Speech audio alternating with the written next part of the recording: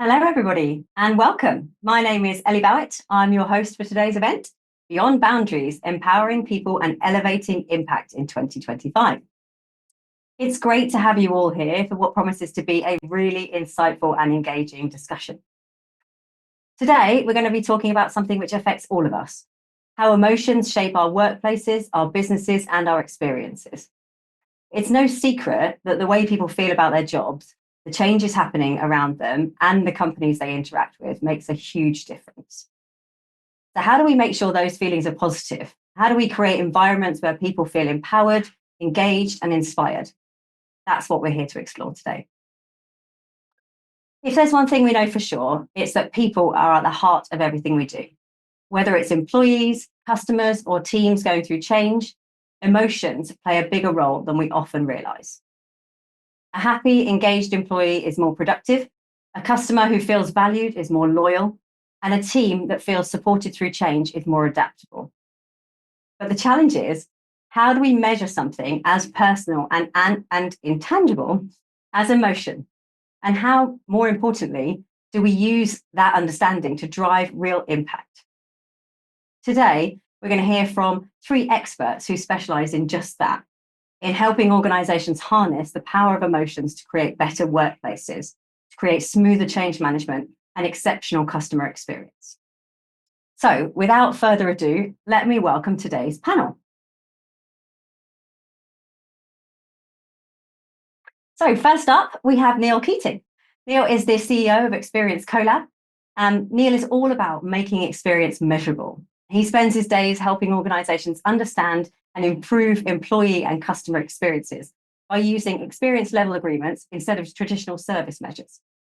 His work is all about shifting the focus from outputs to outcomes, how people actually feel about a service, not just whether it meets a checklist. Neil is an expert in transforming IT services and beyond. So we're hoping for some great insights today from Neil. Welcome to the panel, Neil. Thank you, Ellie. Good to be here, and hopefully I can live up to that billing. Appreciate it. Thank you. I'm sure that won't be a problem. So next, we've got Kath Combry, a Director of Explosive Learning Solutions. Kath founded the company back in 2005 and has spent the last 30 years working across both public and private sectors, focusing on change, risk, and project management.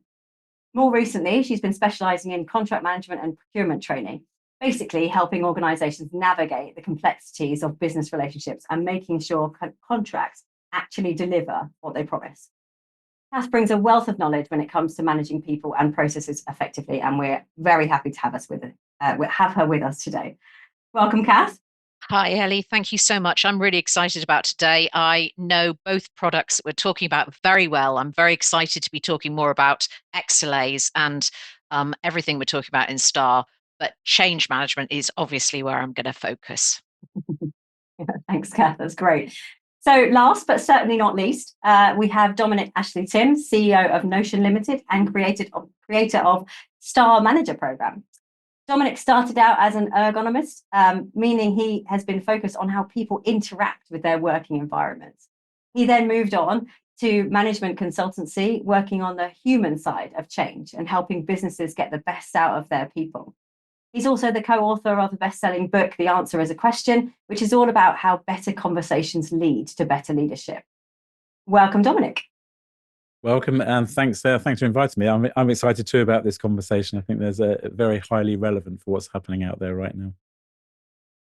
Thanks, panel. So, audience, there will be an opportunity for you to ask your questions to our panel. So please do post them in the chat, and we'll pick them up later on in the event. But for now, Neil is going to kick us off with a look at experience management. Brilliant. Thank you, Ellie. So first of all, the sharp-eyed people about us will have noticed that my name is Neil Keating from Experience Collab. The slides I'm showing you are from the XLA Institute. That's because we are rebranding everything to become the XLA Institute, and I'm going to talk you through what that means and what we do. So first of all, let's talk about who we are, because some of you may not have heard of Experience Collab or the XLA Institute. So as the XLA Institute, we're a member organization. We have people around the globe joining up as members. We have executives, practitioners, buyers, suppliers. And the point of the XLA Institute is that people collaborate together to really understand what experience is, understand how they can build better experiences for themselves, their employees, for their customers, for their suppliers, things that matter to their organizations. And we call those moments that matter. And it's really about, as Ellie said at the start, about making sure that people have the right outcomes they need to get on with the jobs they need to do at that point in time. So we have a body of knowledge that we've created, and that includes our frameworks, our templates, but it also includes the two classes that we have with APMG at Experience Foundation. So that tells people the journey with experience and what people need to really understand at each one of those stages. How do you start with experience management? Where do you start with experience management? And what are the steps you go through to build experience level agreements, or what we call an experience management office, the XMO as well. That's the journey. The experienced practitioner is the deeper dive course. And that's really teaching people how to build XLAs, experience level agreements, and the XMO. And we talk through all the skill sets that you might need to do that. Now, what I should point out is a couple of things. Number one, I guess historically, XLAs and XMO have been the sort of part of ITSM and IT, and IT have been doing this more and more. What we're now seeing is more and more organizations from outside of IT coming into experience level agreements as well. So we've done XLAs a lot in IT, but we also work with HR, we've worked with procurement, we've worked with finance. And more than that, what we've done over the last couple of years as the XLA Institute is started to build a standard for experience management, because what was lacking in the industry was an XLA and an experience management standard. So we've been working with the Dutch NEN authority. There now is a Dutch standard on experience management. And over the next year, 18 months, that should move to an ISO standard as well, we hope. So shortly, there will be an international standard on experience management, taking on board all of our body of knowledge and our frameworks and our approaches and our education classes. So that's who we are. Let me talk about, I can move that slide on.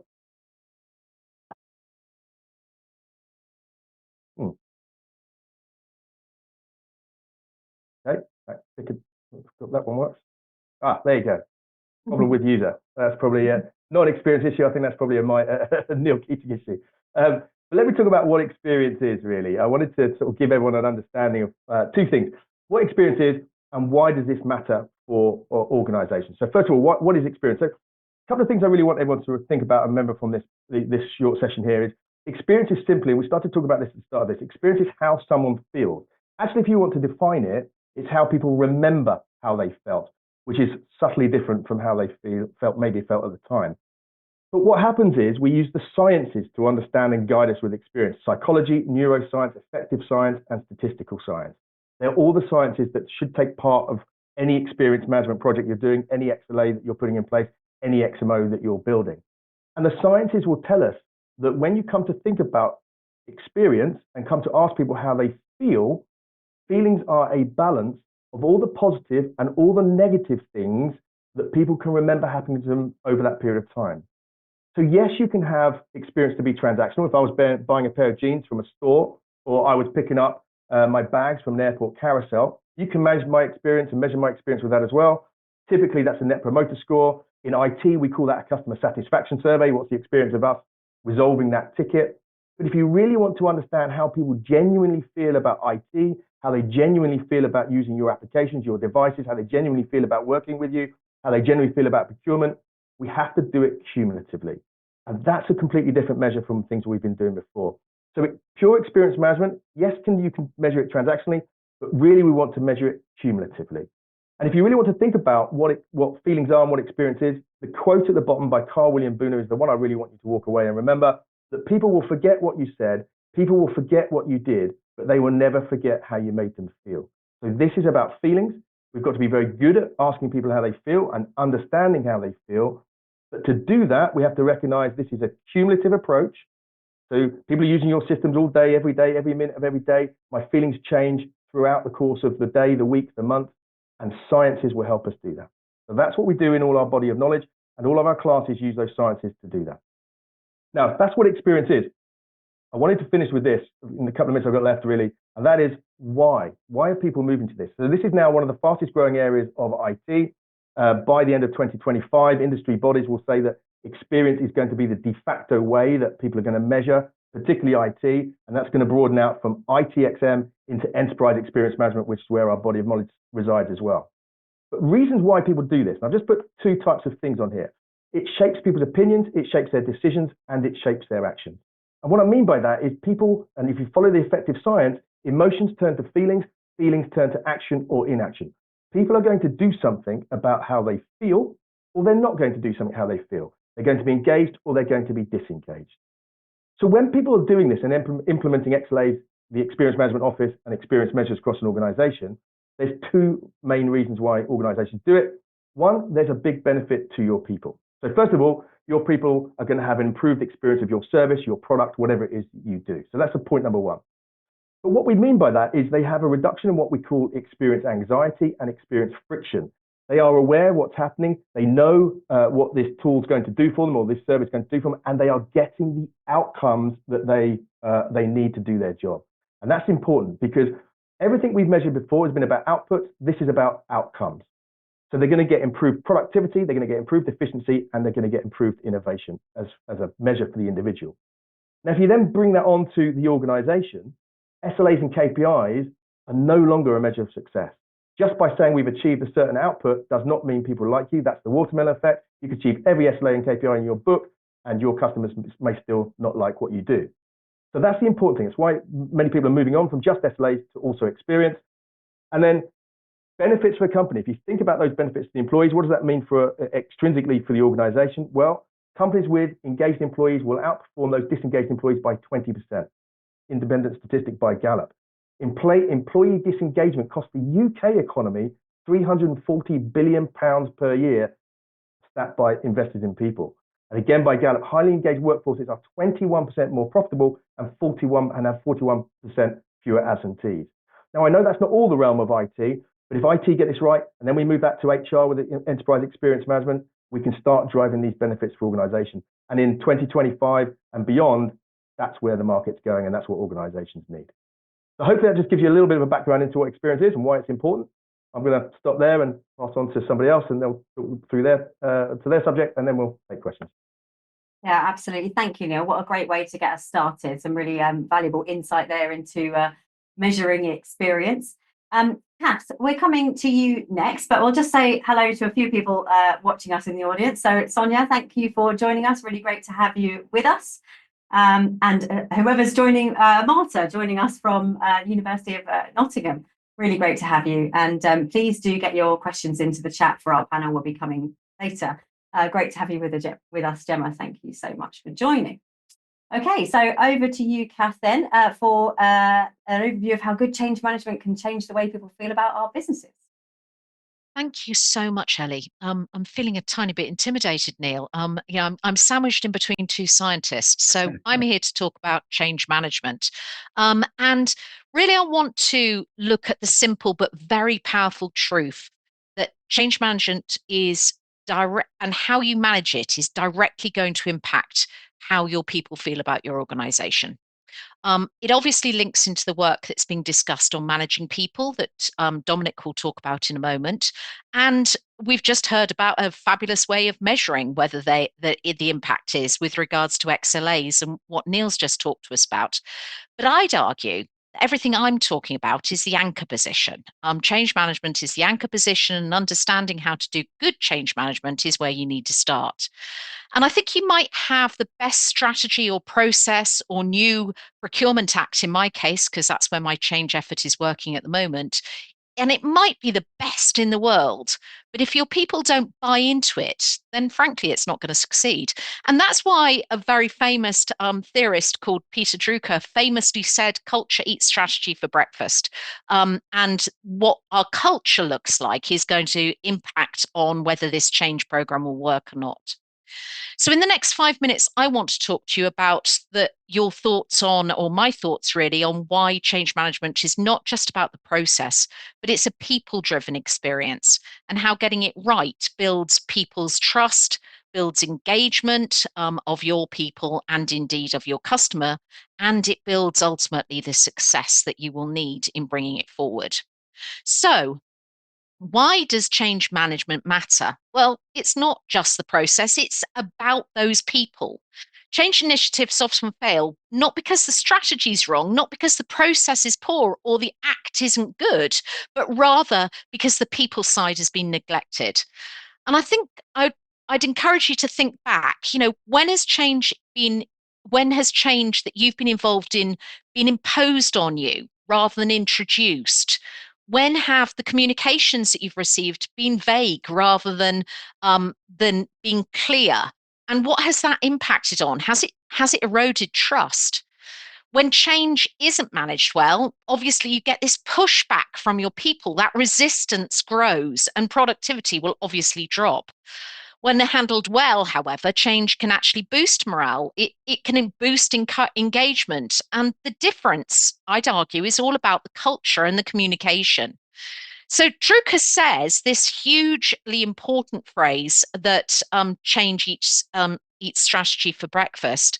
And I think he's right. I think it's all starting with the culture, and that we really need to understand the culture and the people part in order to understand whether we're actually going to get our change effort to work. I think you can design a brilliant transformation program, but if your team is confused, if they're disengaged, or even if they're fearful, and we talk a lot about that fear factor with regards to change, then they're not going to follow it. They'll, in fact, do everything in their power to actually disengage and to wreck the change program you're after. And this is where change management steps in. And I think you need to align culture, leadership, and communication so people feel informed, they feel involved, they feel confident in what's happening. And I think that this often starts with impact analysis. And I think I want to just briefly think about that. Now, change can be looked at from two different angles. You can either look at it from a whole organization perspective, or you can look at it from the individual level and then scale up. And this image is trying to say, look, let's look at it from the individual, that rock in the middle of the pond, and what is going on from that pond. So most people start at the big picture. The businesses start at the big picture, what the company needs.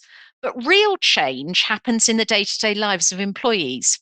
So I think you need to ask, how does this change impact on the individual's role, their workload, and the security they feel? Does their workplace environment support the change? What does success look like? And maybe you need an XLA that Neil's just been talking about in order to know whether success is actually there. And when you start from the individual, the person in the middle that's actually impacted the most on this change, you create that buy-in, you create change, and it becomes something that they support rather than resist. Mm-hmm. And we've seen this in multiple different occasions. I mean, a perfect example would be Nokia. Nokia gave us a great example of how change management it created success. They were obviously struggling after losing the mobile phone market, but instead of just restructuring and hoping for the best, they focused in on their people. They communicated why change was happening. They invested in upskilling of their people. They rebuilt their culture behind the innovation that they needed. And the result, well, employees embraced the shift, and they're now one of the leaders in the market that they were working in. Do we see this across the board? Well, unfortunately, and what a surprise, no, we don't. So I hate to mention it, but I'm going to focus in on Pepsi as another example. Now, this was in the mid-'80s, and as some of you won't necessarily remember this, but in the 80s, Cola made a major change. They replaced their classic Coke with a new Coke, thinking that the formula would just be the thing to boost their sales. But they didn't ask what the customers wanted. They didn't prepare their employees from the backlash. They ignored the emotional attachment to the brand. And guess what happened? There was a backlash. There was a loss of trust. And it was perceived as a public failure. If they'd followed a structural change management process, I'd argue that they could have avoided that problem. And thinking about the people is the key to all of this. So in effect, we are saying, okay, well, how do employers feel today? And how does that actually impact? So how is the performance going to impact? When done poorly, change can deliver poor engagement. Productivity drops because of that engagement, and good people will walk out of the door. When done well, however, there's clarity, there's involvement from your team, and there's indeed motivation. And employees feel that they're part of it rather than just having engagement and change pulled on them or put on them. So, what am I asking you to consider? Well, I guess I'm asking you to consider the final call to action from my perspective. And that's really saying that change management isn't just a process, it's an experience. How your employers experience that change determines how they're going to feel about your organization and indeed what you're trying to bring in. If you want to get this right, you need to equip your leaders, which is why I'm so glad I'm handing Dominic on to Dominic in a moment. But you need to equip your leaders and your teams with the right skills. Change management isn't about empowering people to navigate transitions. It's about more than that. It's about leading with empathy, communicating openly, and involving your team throughout the whole process. Ellie, I don't know what you think, but let's maybe hand on straight to Dominic. I think that was fabulous. Thanks so much, Kath. We are going to come over to Dominic now. So thanks for setting him up so nicely. And we're going to talk a little bit about the value of operational coaching. After we've heard from Dominic, we are going to come to some questions for the panel. So please do get those questions into the chat and we'll be able to share them with the panel after we hear from you, Dominic. Thank you very much. I'm a big fan of the work that Kath's doing. Change management is my background. I worked on the human side of change. And the starting point for this program I'm going to talk about, Star Manager, and this idea of operational coaching really came from how are we actually affecting change at the ground level? How are our managers engaging their teams? How are they inviting their talent into the business? And I think it's fair to say, if any of you follow the leadership press right now, that there's a lot of press around the malaise that is affecting our management per se. And this isn't just in the UK, it's around the world. And there's an increasing recognition that we need to be doing more to support our middle managers. And the sad truth is, once you become a manager, typically no one ever sits you down and says, right, now you're a manager. Now you're responsible for a team. Here's how you might want to adapt your communication skills. And here's how you might want to try and draw talent from your team into the organization. Instead, we're just thrown in the deep end and have to make our best fist of trying to do our level best. And we get swamped. So the real issue that organizations that I'm speaking with are struggling with is frontline manager capability. But just how do we do that? Because let's be honest, the management development training we've been using for the last 30, 40, 50 years has not significantly moved the needle in how our managers engage. But the truth is that your organization's performance depends absolutely on the ability of your managers to draw out the talents of others. And just some very quick stats. Kath mentioned, I think, and Neil mentioned the state of employee engagement. In Gallup's annual survey around the world, the UK is actually 33 out of 38 in terms of employee engagement in the whole of Europe, and it stands at 10%. Just take a second. That means 90% of our employees are not engaged by their work. And research shows that managers are actually responsible for and account for 70% of the variance in how those employee engagement scores change. There's also some really important statistics around how employees are actually affected by managers. And actually 50% of all employees will leave a job just to get away from their manager. They don't see any way forward. The relationship is poor. They don't feel supported and they're going to leave. And it's increasingly easier for them to leave. 2025 marks a really important point where finally Gen Z will now represent 25% of the workforce. In 2024, a third of them took time away from the business because of mental health reasons. This is staggering. And I don't want to have a go at managers. Managers are doing their level best, but just look at what they're having to deal with. The change in how we're all working, remote and hybrid working, employee disengagement, looking at how we're going to manage across multi-generational teams. They're overwhelmed themselves. They haven't had much training. They're accidental managers. So the pace of change is just continuing and more is put upon our managers. So the question is, how can we support them? And the fact is, if we're not actually helping our managers develop their communication and engagement skills, then as an organization, you are leaving talent on the table. That's just a fact.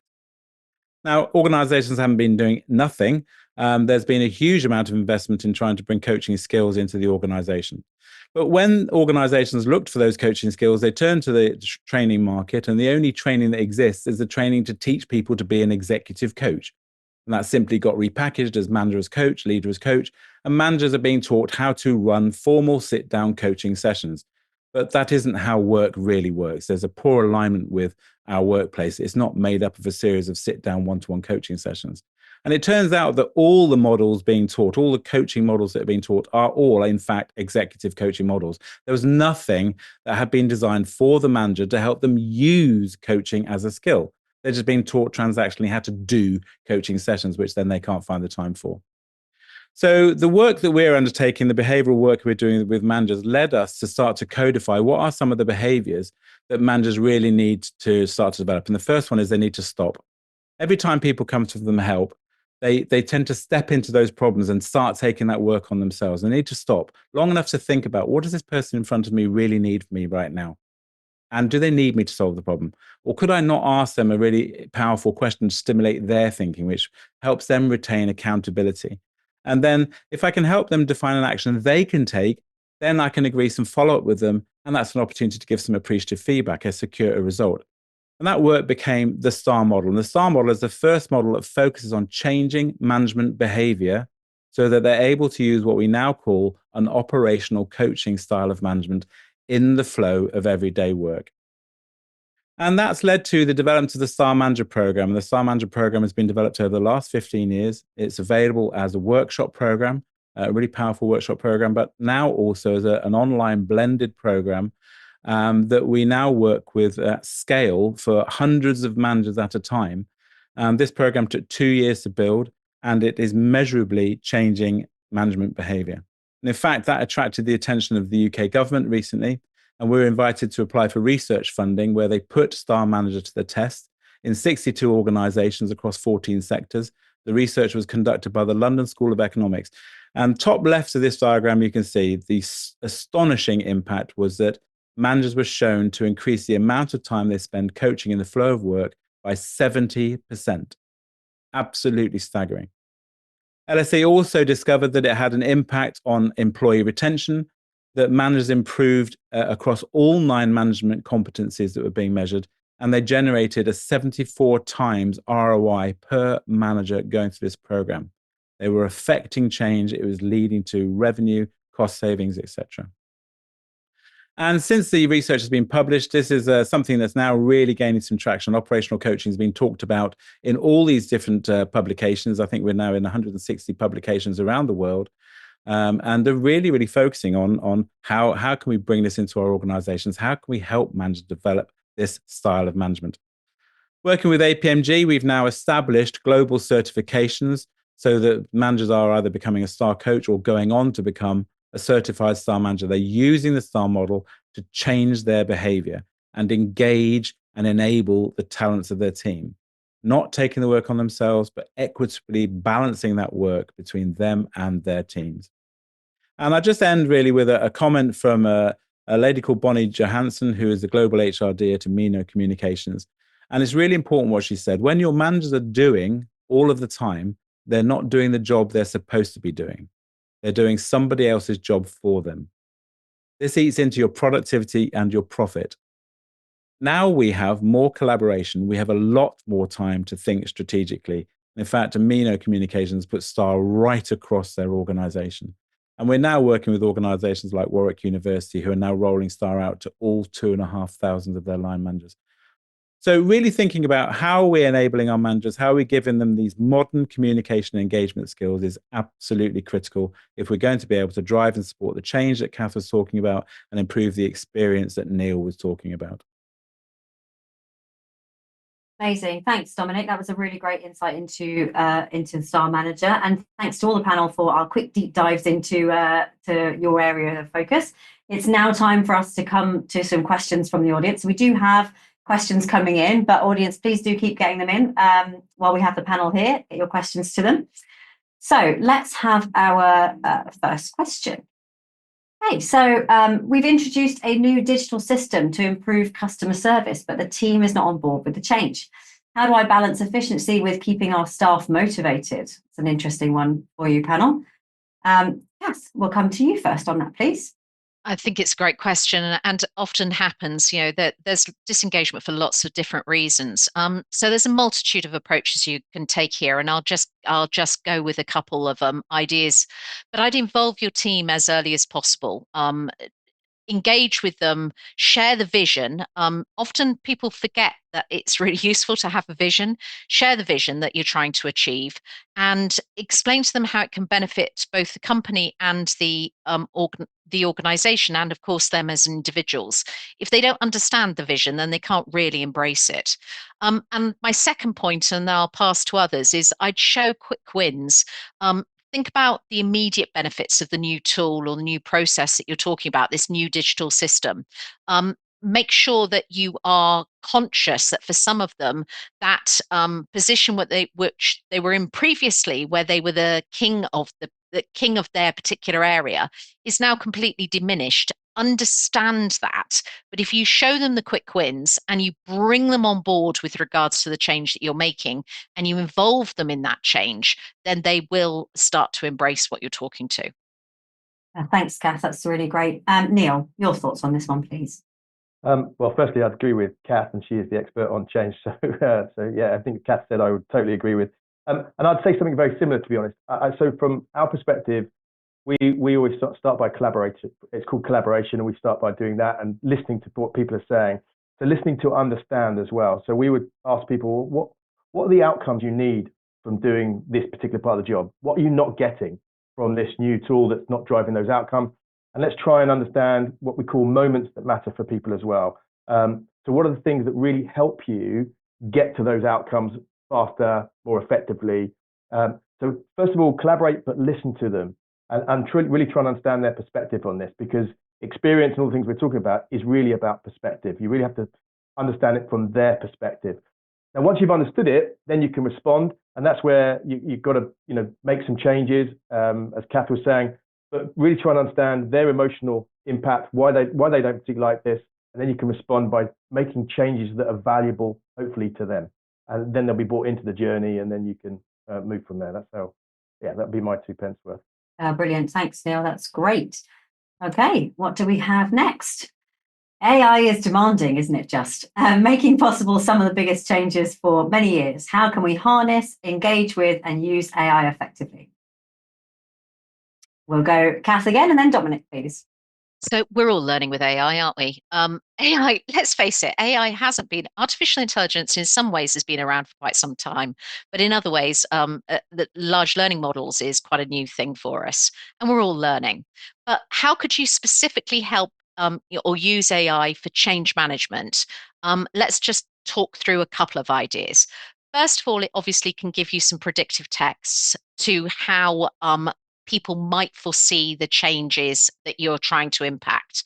And it might be able to give you some understanding of the types of reaction that you're going to get from them, particularly if you've got data that you might have got from, for example, the XLA approach. So that might be one use. Also, I think a really good way of using AI would be to personalize communication plans. So change is often about communicating, and there are different groups of people in your team that will require different types of messaging, even different medium that you should be messaging them on. So AI can give you some good hints and tips with regards to that messaging. I'd still want the human involved to make sure that that messaging is appropriate, to make sure that the medium that they're talking to is appropriate. But it speeds things up. At the moment, for me, it's an efficiency change, and I think that's really useful. But so I'm really embracing where we are with AI at the moment. I think that large learning models can be incredibly useful in change management work. And I'd really encourage you to think through what it can do to help rather than thinking that it's a blocker for you. Yeah, thanks, Kath. That's some great advice. Dominic, over to you. Yeah, I'm excited about the potential for AI as well. But what's interesting is we just don't know how to consult with it. And part of the problem is, and it's something we address within operational coaching, as we become more adult and progress into the workplace, our typical style of questioning is diagnostic. We ask questions to gather information so that we can solve problems. And The one thing that you learn in operational coaching is to stop using diagnostic questioning and use what we call purposeful inquiry.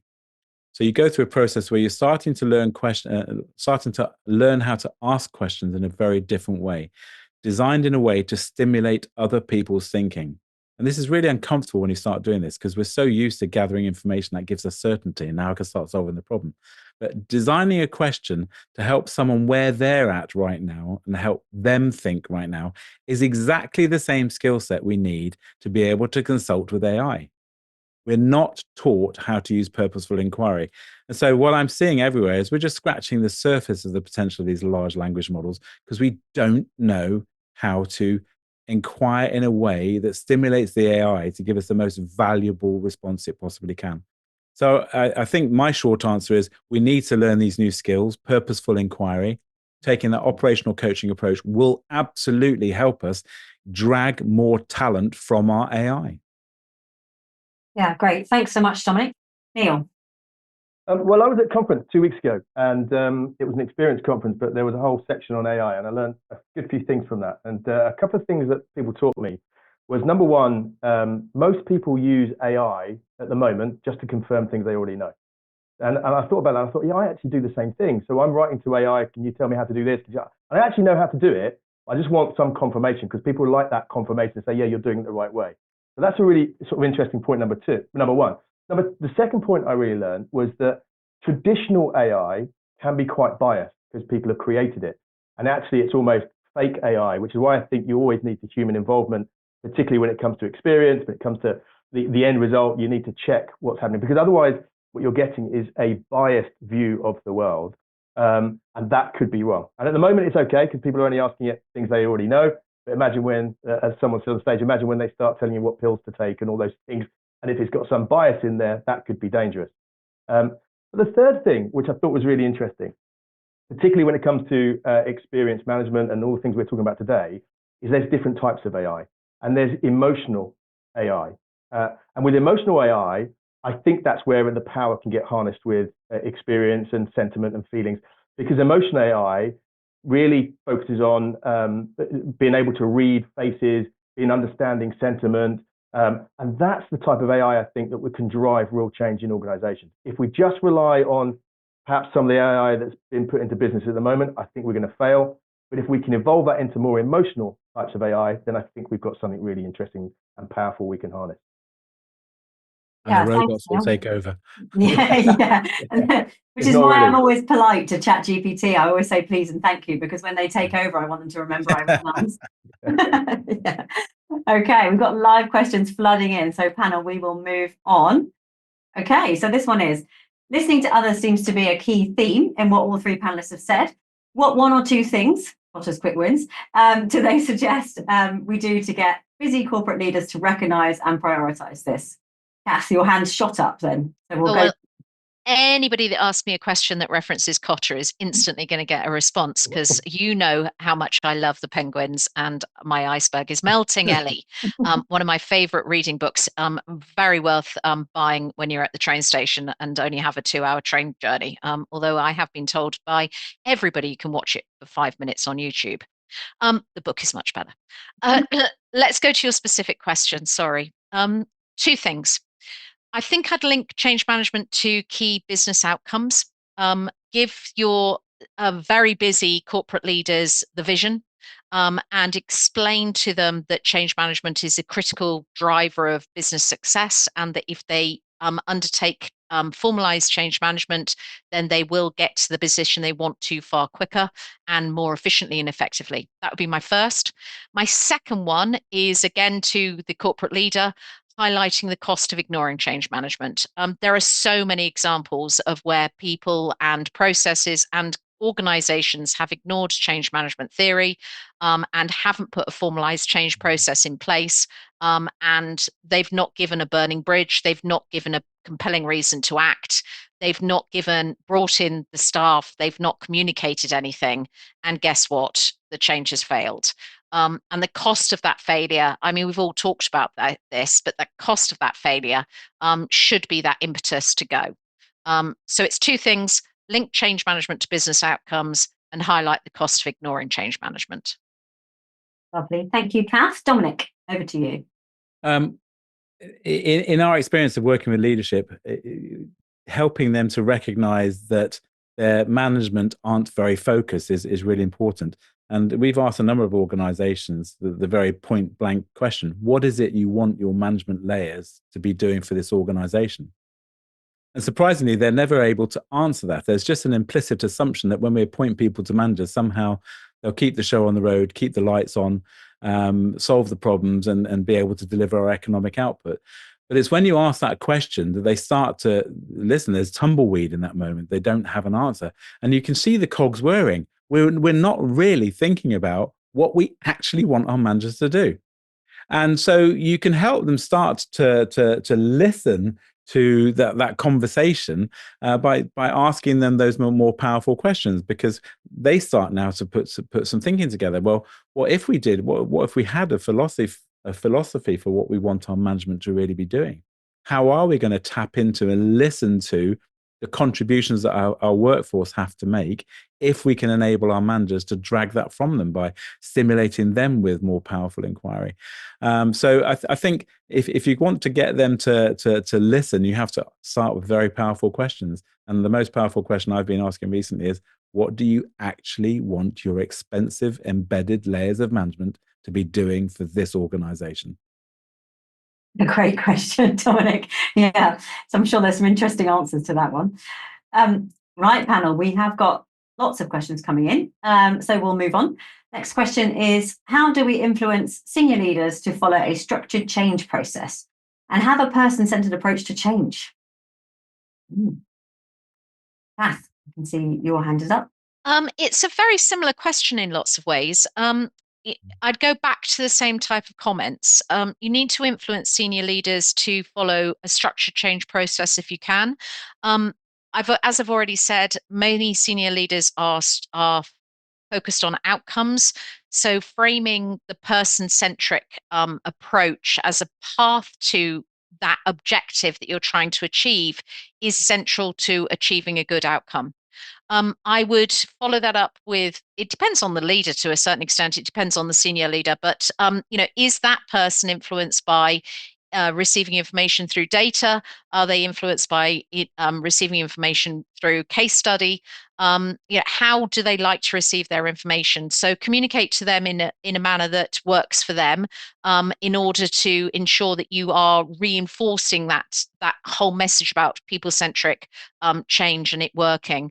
And then I'd do the negative as well. So demonstrate that neglecting the people side is disastrous. That if you only focus on the technical side, and I'm very much hoping that Neil will talk to this, then the people side will be dragged behind, and you can bring in the best new IT system in the world, or the best new procurement act, as I'm working on at the moment, in the world.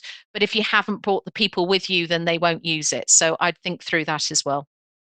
Yeah, thanks, Kath. She set you up nicely there, Neil, to come back with your view. I would agree. I mean, so it is about bringing the people with you. I mean, that's the key thing. If you don't bring the people with you on any change that you're doing, then that change is not going to be effective.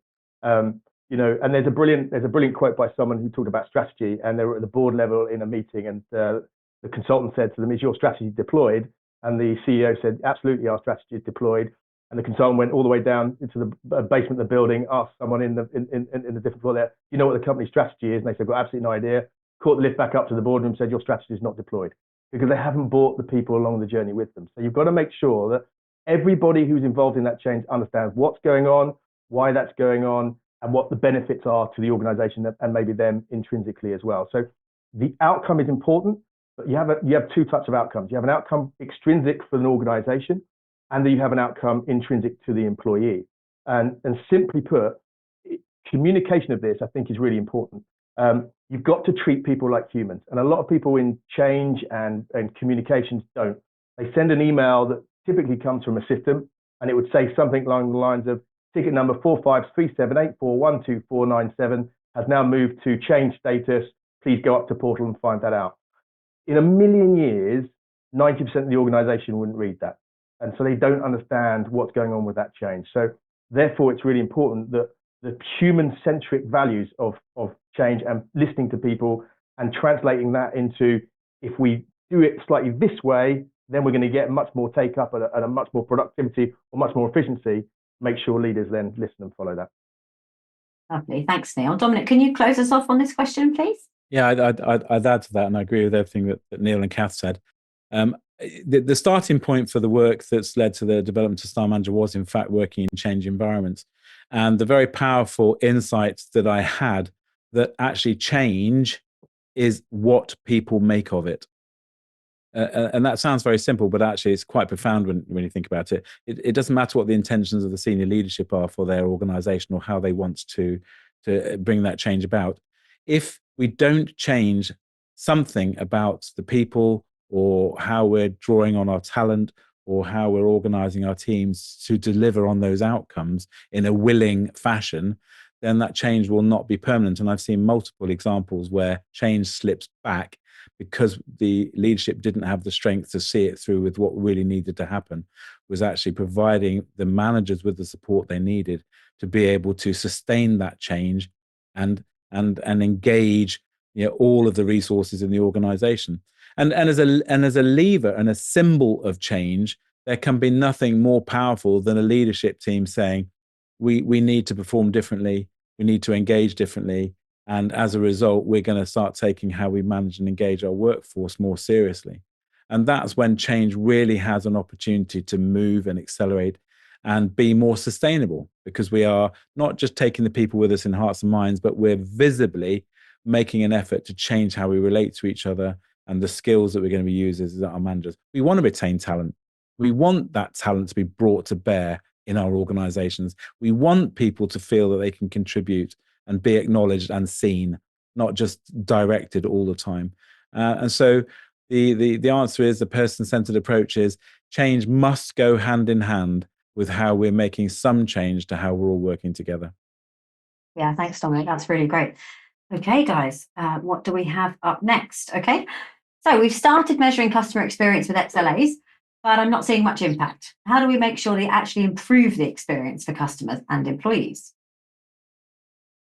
Kath and Neil, please. Well, Neil's going to give us the primary answer here because he's the XLA specialist, but we use them a lot actually in procurement as well. We're starting to see increased customer level experience in procurement. So I'm really glad that you're using them. Thank you so much for making that comment. It's an excellent step forward in measuring both your customer and your employees' experience, because I think both are important. But I think to really emphasize the impact, you need to make sure that your XLAs are actionable and that they're tied to a clear change management plan. This means that the insights that you're going to get from them shouldn't just be data. They should be directly informing your specific change and how you're delivering the service that you are after. Engaging with both your customer and, of course, with all of the touch points within your organization. So you're going to need to think carefully about the question you actually ask in order to make sure that it is an actionable question. And I know Neil will give us more in this, but it's a really important area. And thank you so much for asking the question. Yeah, fabulous. Thanks, Kath. Over to you, Neil. Yeah, thank you. Again, agree with what Kath was saying there. I think it's brilliant that you've got XLAs. They're a massively growing area. But you need to do a couple of things. You need to, A, make sure you've got the full stack. That's X data, O data, and T data. So experience data, bridge to operational data, bridge to technical data. And the reason why that's so important is because sentiment will tell you what people feel, and operational and technical data will give you insights into why they feel the way they do, which means you can action that change and action those things that and make those experience improvements. So that's the first thing. In the models that we have in the XLA Institute, there are 3 success factors to making sure XLAs are successful. There's mindset, skill set, and tool set. Now, skill set is pretty straightforward. Come on a class, get yourself educated, and it's education, I guess, rather than training, but get yourself educated on what that means, and you can start getting the right certifications, and then you have the skill set. Tool set, sometimes challenging because budgets and cost of living, and not everyone's got the best tool set, but you use what you've got and try and make the most of that. Mindset is the hardest part. And really where we see XLAs perhaps in organizations not be as effective as they could be is where people don't have the right mindset. You need to make sure that the organization is ready for this. And there's a transition between people who are just in the service economy, which is focused on ourselves, to them being in the experience economy, which is also focused on ourselves, but also our customers and their values and what they want and their needs. And to have that, you've got to go through a culture change, and you've got to make sure you've got the right mindset across the organization. A very quick story, I know we haven't got too much time, but I was part of lots of companies' XMOs, and recently we were doing an XMO about changes. We'd made understood lots of customer feelings, thought about the changes, and we presented them back to the business, and they kept saying, yeah, but a project we're doing is going to fix that. A project we're going to do is fixing that. And a project we're going to do is fixing that as well. And because I was external, perhaps it was easier for me to say, but I said, so when's this project coming in? And they said 9 months. And I said, well, let's make that 12 because there's probably some overrun there. So we're all happy then at this company, all your employees have a poor experience for the next 12 months. And everyone will start going, well, no, that's not quite what we're saying.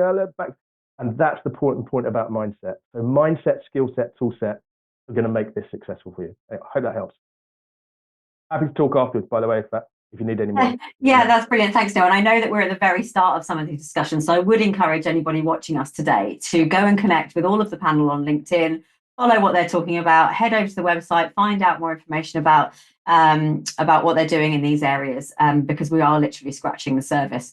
Okay, so we are on to our last question, panel. Okay, here we go.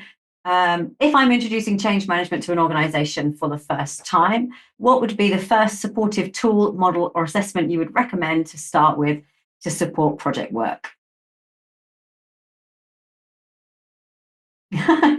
You've stumped the panel, Georgina. This is unheard of. Okay, we're going to go with Dominic and then Kath.